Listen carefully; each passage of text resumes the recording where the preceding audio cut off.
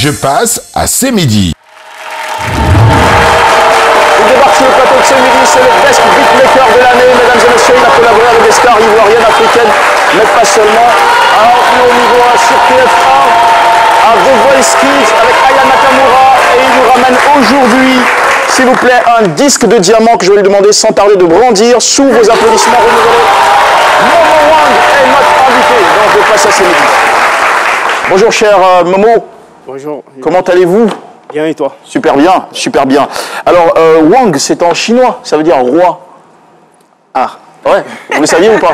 Lumière, moi je... Ah, vous pensez à lumière. Ah, d'après mes enquêtes, ça voudrait dire roi en chinois. Donc, disons que vous régnez très bien aujourd'hui dans cet univers-là, celui de la production musicale. À l'état civil, vous êtes Moïse Alzouma. Yes. Rien à voir avec Jacob Zuma. Hein. Ah non. Vous le connaissez de loin, mais pas de famille. Mais pas de famille. D'accord. Alors, comment on passe du marketing, qui est votre formation de base, au grand ordinateur, à la carte son, au logiciel Logic Pro et aussi au clavier maître? Là, je parle de tous vos outils en tant qu'arrangeur ou producteur de musique, pour être plus clair. Ouais, tu as tout sorti là. D'accord, moi, à la base, je suis aussi un geek. Tu vois, je suis très curieux. Et vu que j'aimais la musique, j'ai commencé à m'intéresser aux machines, à l'arrangement et tout. Et direct, j'ai vu Tura, de Tour de Garde, pour apprendre un peu les logiciels. Et c'est de là que tout est allé. D'accord. Et d'ailleurs, il faut préciser que vos premiers pas dans l'arrangement musical, c'était avec... avec Tour de Garde, ouais. Tour de Garde, Tigidi, ouais. Vous connaissez bien la chanson Tigidi? Oui. Ouais, c'est bien, c'est le monsieur qui est à l'origine de l'instrumentation. Félicitations. Vous avez aussi travaillé avec José. Ouais, José. Vendeur d'illusions. Ouais. On vous doit l'instrumental aussi de la chanson. Pareil aussi pour Safarel. Safarel, Boumouli, ouais. Voilà. La liste aussi de vos collaborations elle est longue. Hein. En 2017, bonne nouvelle, vous avez été contacté par la production de TF1. TF1, ouais. Comment c'est arrivé cet événement? C'était par le biais de Romain Bilaz, à qui je fais un big-up. Romain Bilaz qui est un collaborateur à moi. Alors, on appelle Romain, on demande, voilà, t'as pas un arrangeur ou un directeur artistique pour la gagnante de The Voice Kids? Direct, il m'a proposé. Donc, Vous êtes senti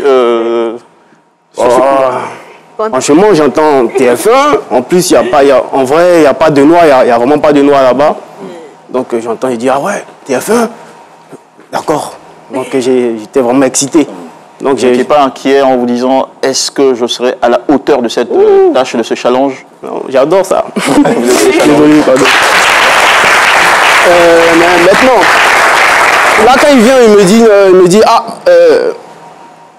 tu ne dois pas rater ta cible. Il dit, ah, t'inquiète pas. Le soir, j'ai fait des propositions. Bam, on a ramené à TF1 et ils ont validé. Le résultat des courses a été validé. Ouais. Superbe, puisque vous avez donc... vous avez donc retenu pour travailler en termes de composition, de production et de réalisation artistique sur votre Maman me dit. Maman me dit de Angelina. De The Voice Kids 2017 qui s'appelait Angelina. Et au final, ce titre a été publié en 2019 et totalise plus de 43 millions de vues sur YouTube. Wow. Ouais.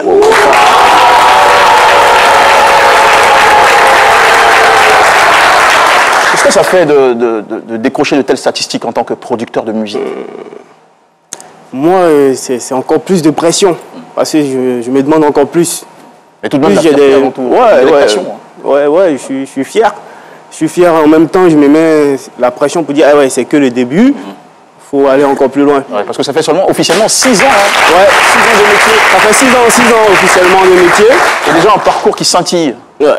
Par la grâce de Dieu. Vous avez été remarqué par Yannick Noah, le célèbre joueur de tennis français qui est passé maintenant dans la musique, c'est bien ça? Ouais, et son équipe vous a contacté en 2019 pour une collaboration sur l'une de ses chansons qui s'appelle Baraka. Baraka, ça signifie la chance. Hein, ouais, Baraka. C'est moi-même qui ai proposé le titre. Ok. Ah d'accord, ouais. Ok. Vous vous sentez chanceux? Oh oui. Et en même temps, je me dis, c'est le travail acharné aussi. Et avec le travail et l'aide de Dieu, je pense qu'on y arrive toujours. Hein. Est-ce sur le plateau, en ce moment, il y a de belles choses qui se préparent dans l'ombre. Avant d'en arriver là, parlons de Aya Nakamura, puisque vous avez bossé avec elle grâce à ce magnifique travail. Vous avez travaillé sur le titre Idiot et sur la chanson aussi Claqué, sur la réédition de l'album de Nakamura. Voilà, qui a été certifié 10 de diamant en France. Il est là, voilà, ramenez-le-moi s'il vous plaît. La collaboration avec Aya Nakamura, comment s'est-elle faite?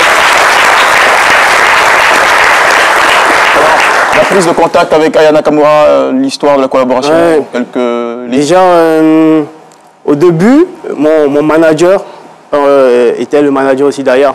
Ok. Donc, on devait déjà commencer des collabs. Depuis, elle a même fait un featuring avec Tour de Garde. Voilà, c'était avec mon manager et tout. Bon, après, on s'est perdu tout de vue. Et une fois à Dakar, on nous appelle. On dit, bon, il y a Kenji Girac, il y a des commandes de Kenji Girac et de Aya et tout. Mais c'est que des grands noms de la chanson européenne. Ouais, c'est ça. Et donc, soyons réactifs et tout. Je dis, ok, direct, j'appelle vers Rec 118 un peu le directeur artistique d'Aya et tout. Et ils ont fait un brief. J'ai appelé mon équipe, tout le monde. J'ai dit, bon, go. Et on a toujours été réactifs là, du tic au tac. Le même soir encore, je veux dire à l'aube, quoi. On ramène et 2 jours après, une bonne réponse. Je dis, voilà, c'est bon, venez pousser maintenant la direction pour l'album. Ok. Wow. Super. Et franchement, le résultat est impressionnant. Nous avons un artiste avec nous qui s'appelle El Frustramento. Est-ce que ça vous parle de produire le titre d'une chanson pour lui? Voilà. El Frustramento. Ça vous tente une collaboration avec Momo Wang? Mais du coup, moi je ne vis pas ici.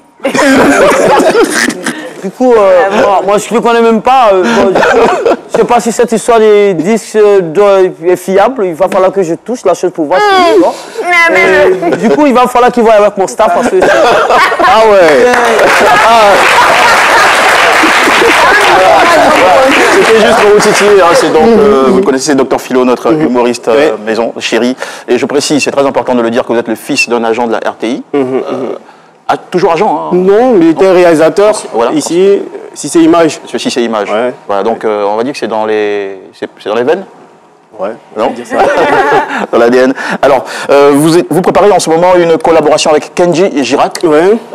On peut avoir quelques petites infos là-dessus, avant tout le monde?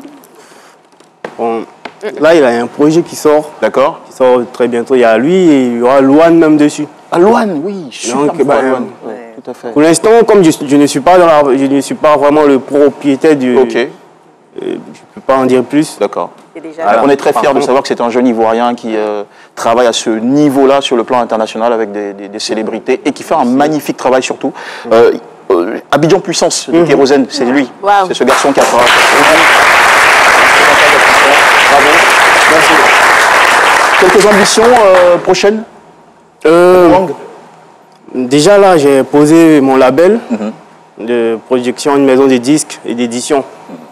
Ouais, donc, était ouvert fin 2020. Fin 2020. Dr Wang. Dr Wang. Avec une première signature. Ouais, Oprah. Elle s'appelle Oprah. Oprah. Ouais. Et on aime bien sa toute nouvelle chanson Moko. Ouais, et en plus, là, on a préparé une grosse bombe encore qui arrive. Ok. Ouais, avec Youssoufa, Mosti et en tout cas, et une bonne. Mosti, beaucoup d'avenir. Ouais,